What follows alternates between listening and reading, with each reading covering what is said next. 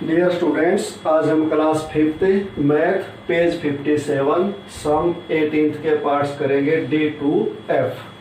D part है the green light of a crossing goes on end of every 15 seconds. Crossing क्या होता है? चौराया, जहाँ चार रास्ते बढ़ते हो, वहाँ जो ग्रीन लाइट लगी हुई है वो प्रत्येक 15 सेकेंड में ऑन होती है और ऑफ होती है। And that of the next crossing goes on end of after every 20 second. और जो अगला क्रॉसिंग है उससे अगला चौराया है, जो वहां की जो ग्रीन लाइट है वो प्रत्येक 20 सेकेंड में ऑन एंड ऑफ होती है। If they were lighted together at 4 AM, यदि उनको एक साथ, टुगेदर होता है एक साथ, 4 AM सुबह 4 बजे ऑन कर दिया, लाइटेड यानी कि जला दिया उनको, when will they again go on together, तो वे फिर एक साथ कब ऑन होंगी? तो देखो स्टूडेंट्स, जैसे हमने सुबह 4 बजे इनको दोनों को ऑन कर दिया तो दोनों ऑन हो गई। फिर क्या होगा, जो फर्स्ट क्रॉसिंग की लाइट है ये 4 AM के 15 सेकेंड के बाद ऑफ हो जाएगी, यानी कि 4:15 पे ये ऑफ हो जाएगी और 4:30 पे फिर ऑन हो जाएगी, फिर 4:45 पे फिर ऑफ हो जाएगी और 4:60 यानी कि 4:01 पे फिर ऑन हो जाएगी, यानी कि 15 सेकेंड ये ऑन रहती है और 15 सेकेंड ये ऑफ रहती है। ऐसे ही जो अगला क्रॉसिंग है इसकी 4:20 पे ये ऑफ हो जाएगी, जब हमने 4 बजे इसको ऑन किया, और 4:40 पे फिर ऑन हो जाएगी और ऑफ हो जाएगी 4:40 पे, और फिर क्या होगा 4:60 पे फिर से ऑन हो जाएगी। तो ये कैसे हुआ? उसके लिए अब इन्होंने पूछा when will they again go on together. एक बार तो हमने 4 बजे ऑन कर दिया, उसके बाद एक साथ कब ऑन होंगी ये निकालने के लिए हमें क्या करना पड़ेगा, 15 सेकेंड का और 20 सेकेंड का एलसीएम फाइंड आउट करना पड़ेगा, जब हमें पता चलेगा कि कितने समय के बाद ये एक साथ ऑन होंगी। First we will find LCM of 15 seconds and 20 seconds। सबसे पहले हमने इनका एलसीएम निकालना पड़ेगा, क्योंकि हमें इनसे डिविजिबल नंबर चाहिए।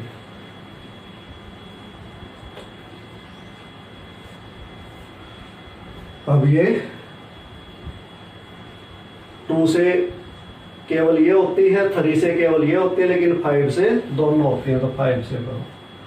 5 3 जा 15 और 5 4 जा 20। अब ये अलग अलग टेबल पे जाती हैं तो आगे करने का फायदा नहीं है। LCM of 15 and 20 equal to 5 × 3 × 4। 5 3 जा 15, 15 4 जा 60। ये 60 क्या आया? सेकेंड्स, यानी कि 60 सेकेंड के बाद वो दोनों एक साथ ऑन होंगी। और 60 सेकेंड्स में मिनट कितनी होती है? 1। 60 सेकेंड्स में मिनट कितनी बन गई? 1। अब हम क्या लिखेंगे? Show they will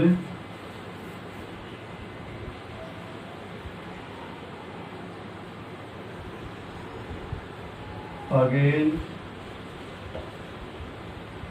go on together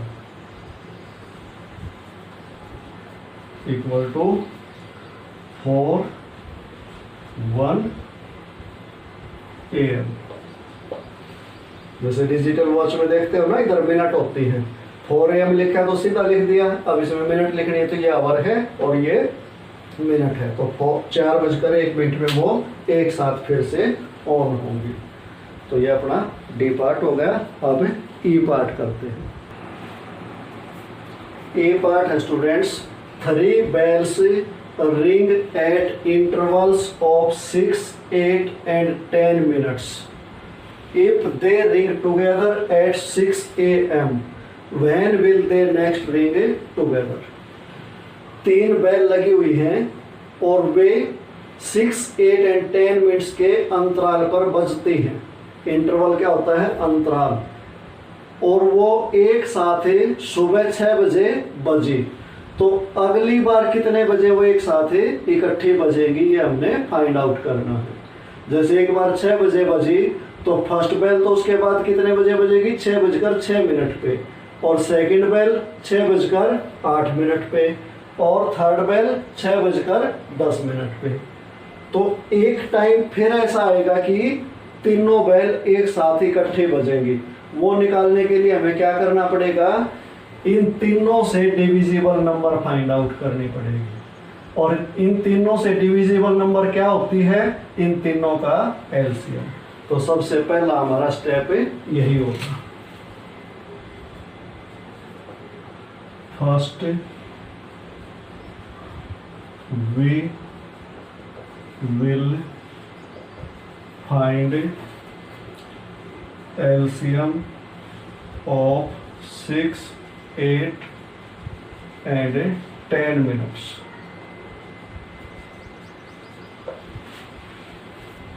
6, 8, 10 2 से डिविजिबल है सारे। 2 3 जा, 2 4 जा और 2 5 जा। अब सभी अलग अलग टेबल पे जाती हैं तो यही एलसीएम हो गया। LCM of 6, 8 and 10 equal to 2 × 3 × 4 × 5। 2 3 जा 6, 6 4 जा 24, 24 5 जा 120। 120 क्या हो गया? मिनट्स। अब इसके आवर बनाने हैं तो 60 मिनट्स में 1 आवर होता है, तो 120 मिनट्स में कितने आवर्स हो गए? 2 आवर्स। तो स्टूडेंट्स 2 आवर के बाद ये सभी बेल एक साथ इकट्ठी बजेंगी। तो हम क्या लिखेंगे अभी? So they will next ring together equal to 6 AM plus 2 hours। 6 AM में 2 आवर हमने ऐड करना पड़ेगा क्योंकि 2 आवर्स के बाद वो इकट्ठे बजेंगे। तो क्या हो गया? 8 AM।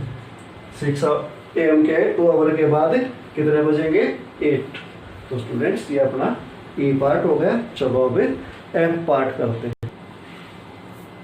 एफ पार्ट है students, 3 baskets of fruits contain 42, 98 and 70 pieces respectively।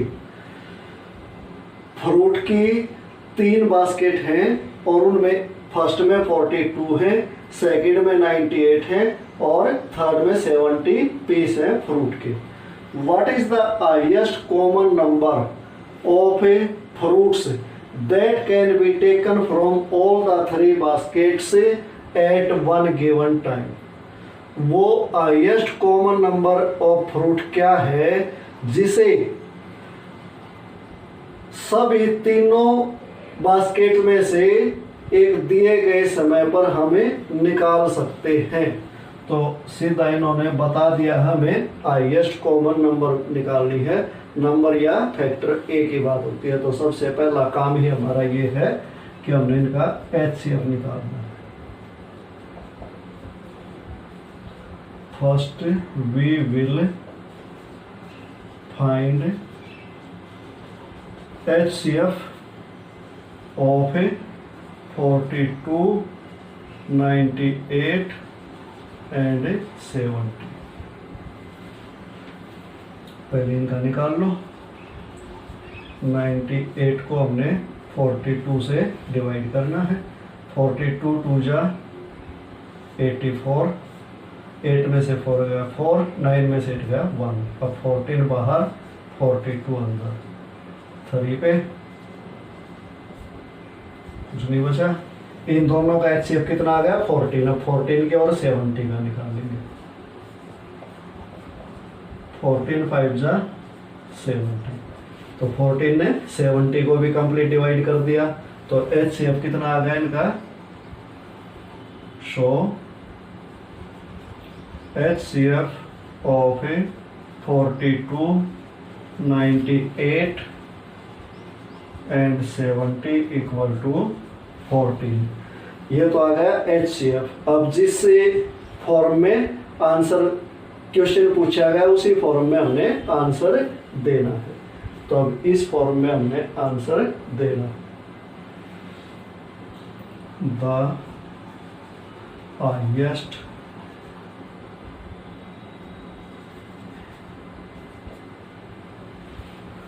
Common number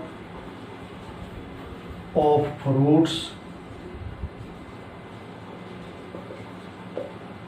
that can be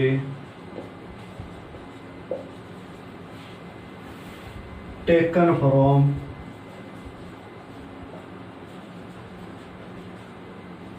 all 3 baskets equal to 40। तीनों बास्केट में से हमें 14 फ्रूट्स निकाल सकते हैं।